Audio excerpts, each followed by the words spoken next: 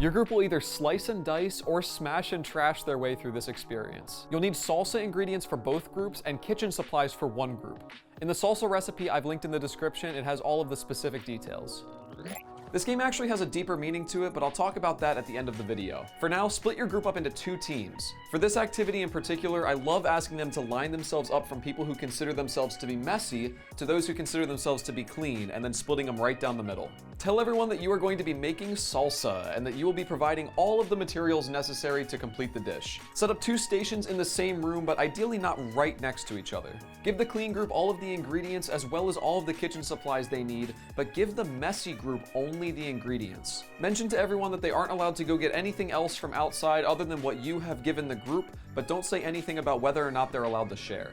Now you as the leader can just read through the recipe one step at a time, and you will end up with 2 very different styles of salsa. Try to have an advisor watching both groups, and depending on the age you're working with, you may even consider doing anything that involves the knife yourself. Now the messy group is going to have a very hard time with this challenge, especially compared to the other group. It's up to you how hard you want to nudge the clean group to share their utensils, but just know that it is definitely possible to complete the whole thing as the messy group. Despite how difficult each group's experience is, they'll inevitably have a fun time going through this process.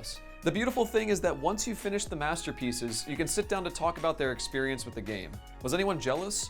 Who was first to notice that the messy team was missing tools? If the clean team didn't share, why not? It costs next to nothing for the clean team to lend their utensils out, but it would have helped the messy team tremendously. And so often we have the same opportunity in life, to help out another at the cost of a minor inconvenience for ourselves. But we don't. We're afraid, or lazy, or it's uncomfortable, or we're not paying attention. But the impact that overcoming those obstacles has makes it worth it. Thank you so much for watching. If you enjoyed, check out the description for more.